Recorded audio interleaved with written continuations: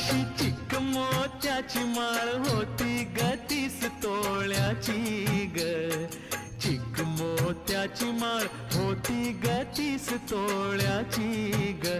जसा गणपतीचा गोंडा चौरंगी लाल बावटा ग. गणपतीचा गोंडा चौरंगी लाल बावटा ग.